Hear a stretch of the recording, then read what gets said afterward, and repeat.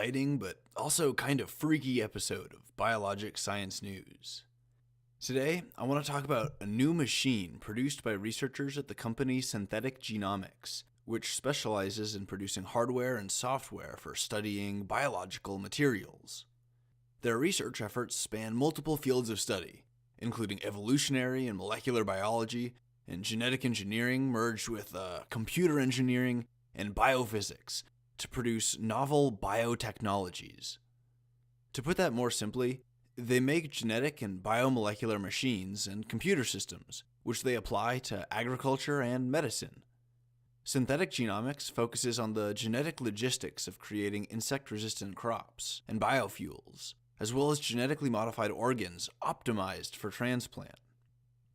Most recently, they've created a device they describe as a digital to biological converter.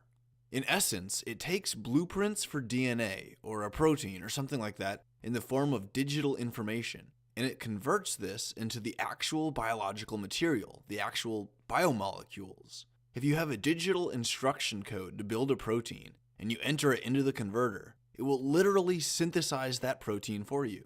It literally prints out amino acid chains, kind of like a ribosome, and the chain folds into a functional protein. The digital to biological converter can also make DNA and RNA, although this process isn't perfect. Apparently, the creation of synthetic genetic material is pretty vulnerable to errors, as the researchers described their inability to create synthetic organisms due to the unacceptably high rate of mutations. This technology represents a range of potential uses and dangers. It's on a spectrum from good to bad. And because I like ending on a cliffhanger, I'll start with the good uses. After it's been perfected, this converter can be used to instantly print out any kind of protein or bit of DNA that might be needed for a medical treatment or a surgery or something. We could create a huge database of digitized instructions for creating millions of organic molecules, be they proteins or DNA or RNA or maybe even lipids and sugars. Doctors could access this database anywhere, pretty much instantly, and print out the exact molecule or compound that they need for whatever kind of treatment.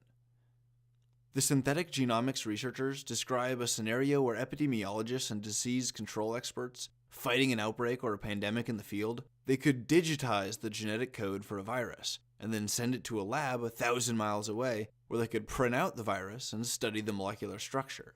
This way they could conduct faster viral research with no threat of a containment leak while transporting a viral specimen for study.